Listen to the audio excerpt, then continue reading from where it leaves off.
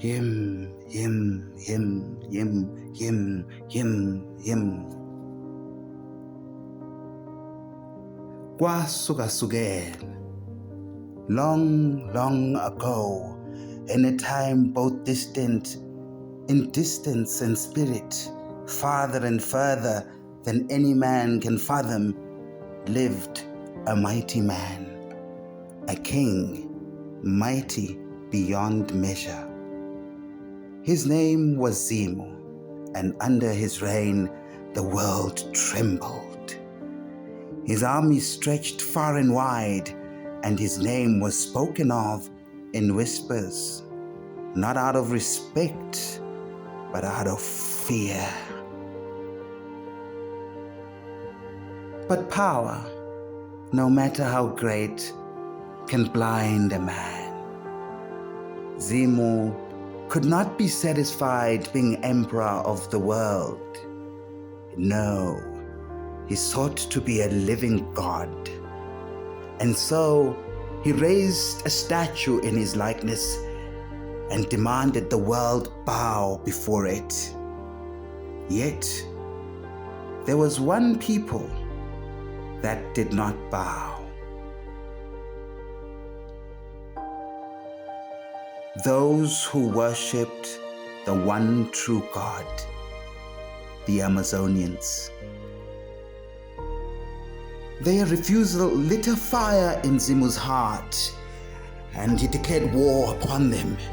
His rage was a storm that swept across their lands, and when the dust settled, the men were no more.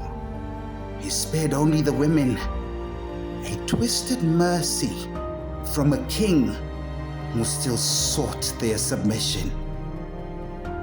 But the Amazonians' faith could not be broken.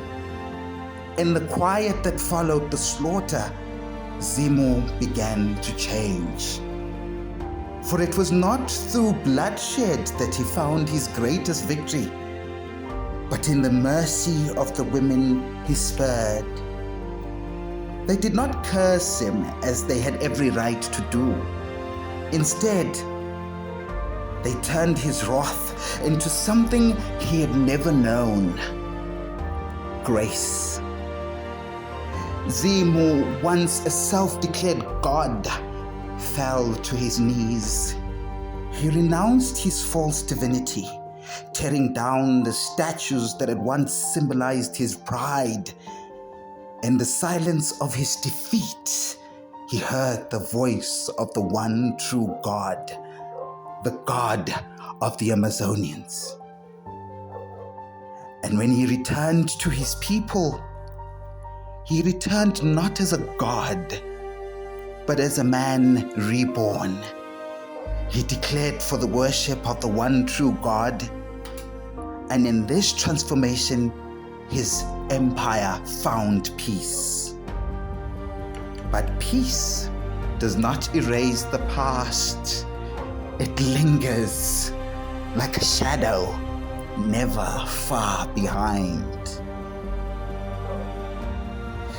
King Zimu, now older and humbled, stood before his people, his two sons Mfekane and Simanga, on either of his sides, the tension between them palpable.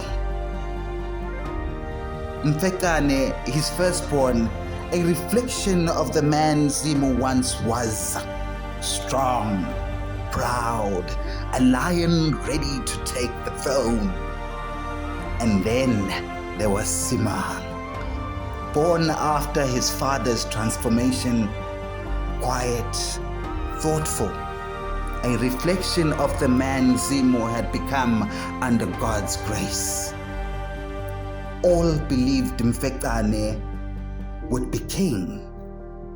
The throne was his by birthright. But Zimu, having tasted the bitterness of his own pride, saw beyond the strength of the sword. He had seen the face of the one true God and knew that a kingdom ruled by brute force alone would fall. And so against the will of tradition, Zimu spoke.